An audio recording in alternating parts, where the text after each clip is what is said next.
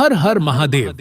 अगर आपकी कोई मन्नत पूरी न हो रही हो या फिर तमाम प्रयासों के बावजूद आपको करियर में सफलता न मिल रही हो या व्यक्तिगत जीवन में परेशानी चल रही हो, मसलन कोई भी दिक्कत हो, तो परेशान होने के बजाय अब की सावन सोमवार का व्रत करके यहाँ बताई गई व्रत कथा का पाठ करें। मान्यता है कि सावन सोमवार के दिन अगर व्रत रखकर इस कथा का पाठ किया जाए तो जातकों की मनचाही मुराद पूरी हो जाती है। सावन सोमवार व्रत रखने से पुत्र योग्य वर जल्द विवाह के योग बनते हैं। सावन सोमवार व्रत में शिवजी और माता पार्वती की पूजा करते हैं। पूजा के समय सावन सोमवार व्रत कथा सुनते हैं। इसके बिना पूजा और व्रत अधूरा रहता है। सावन सोमवार व्रत की कथा के अनुसार एक धनवान व्यापारी अमरपुर नगर में रहता था। वह भगवान शिव शंकर का भक्त था। वह रोज शिव पूजा करता और दीपक जलाता था। उसका कारोबार अच्छा चलता था। उसके पास सभी प्रकार की सुख और सुविधाएं मौजूद थीं। समाज में उसका नाम था, लेकिन वह काफी दुखी रहता था क्योंकि उसकी कोई संतान नहीं थी। उसे एक पुत्र की चाह थी। उसे हमेशा इस बात की चिंता थी कि उसके जाने के बाद उसका व्यापार कौन देखेगा, उसका वंश कैसे आगे बढ़ेगा। पुत्र की प्राप्ति के लिए वह सावन सोमवार व्रत रखता था।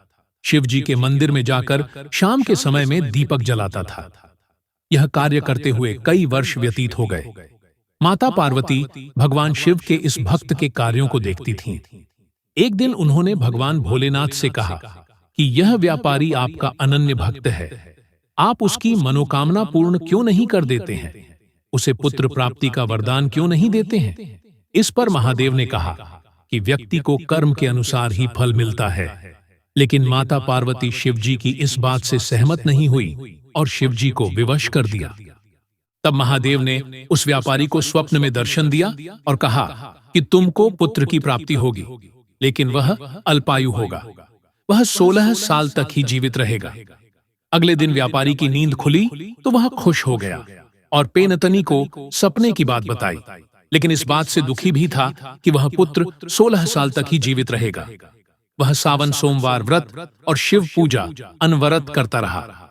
एक दिन शिव कृपा से उसे संतान सुख प्राप्त हुआ। उसके घर में बेटे का जन्म हुआ। व्यापारी ने अपने बेटे का नाम अमर रखा। वह समय के साथ बड़ा होने लगा। जैसे ही वह 12 साल का हुआ तो व्यापारी ने बेटे को उसके मामा दीपचंद के साथ शिव की नगरी काशी पढ़ने के लिए भेज दिया। वे दोनों रास्ते में रात के समय जहां पर ठहरते थे वहां यज्ञ और ब्राह्मण भोज कराते थे। एक दिन वे एक ऐसे नगर में पहुंचे जहां पर राजा की बेटी का विवाह हो रहा था। वर का पिता इस बात से परेशान था कि उसका बेटा एक आंख से काना है। उसे डर था कि यह रिश्ता टूट न जाए। ऐसा होगा तो नाम खराब होगा। वर के पिता ने अमर को देखा तो अपने बेटे की जगह पर उसे वर बनाने की सोचा, ताकि शादी के समय अमर मंडप में रहे और विवाह हो जाए। शादी के बाद अमर को धन देकर भगा देगा और बहू को अपने घर ले जाएगा। लालच में आकर मामा दीपचंद ने उसकी बात मान ली। अजब राजकुमारी चंद्रिका ने अमर का संदेश पढ़ा तो वो ससुराल नहीं गई। वहीं अमर काशी में पढ़ाई करने लगा। जब वह 16 साल का हुआ तो एक यज्ञ कराया। उसके बाद ब्राह्मण भोज कराया। ब्राह्मणों को दान और दक्षिणा देकर विदा किया।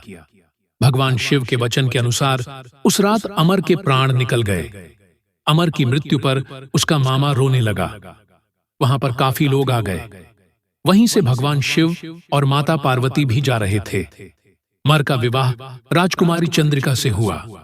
अमर ने राजकुमारी की ओढ़नी पर लिखा था कि वह काशी में पढ़ने जा रहा है। उसका विवाह राजकुमारी से हुआ है, लेकिन अब तुम जिसकी पत्नी बनोगी वो काना है। जब राजकुमारी चंद्रिका ने अमर का संदेश पढ़ा तो वो ससुराल नहीं गई। वहीं अमर काशी में पढ़ाई करने लगा। जब वह 16 साल का हुआ तो एक यज्ञ कराया। उसके बाद ब्राह्मण भोज कराया। ब्राह्मणों को दान और दक्षिणा देकर विदा किया। भगवान शिव के वचन के अनुसार उस रात अमर के प्राण निकल गए। अमर की मृत्यु पर उसका मामा रोने लगा।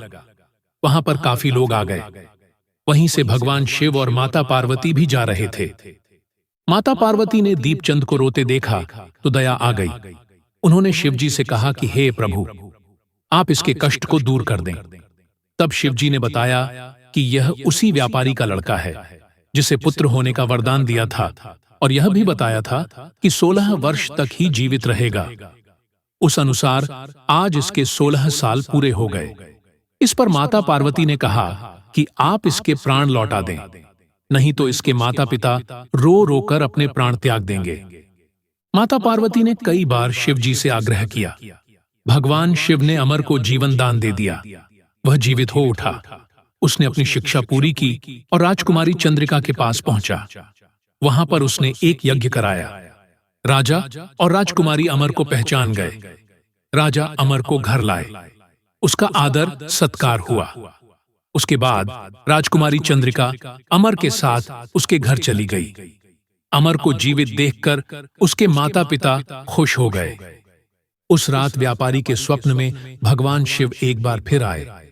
उन्होंने कहा कि सोमवार व्रत करने का ही फल है कि तुम्हारे बेटे को जीवन दान मिला है, उसकी आयु लंबी होगी। शिव कृपा पाकर व्यापारी प्रसन्न हो गया। सोमवार व्रत के पुण्य प्रभाव से व्यापारी का पूरा परिवार सुखपूर्वक जीवन व्यतीत करने लगा। इस प्रकार से जो भी सोमवार व्रत और शिव पूजा करता है उसकी मनोकामनाएं पूरी होती हैं। वीडियो को लाइक शेयर करें और कमेंट में हर हर महादेव लिखे और हमारे चैनल को सब्सक्राइब जरूर करें। आपकी मनोकामना पूरी होगी।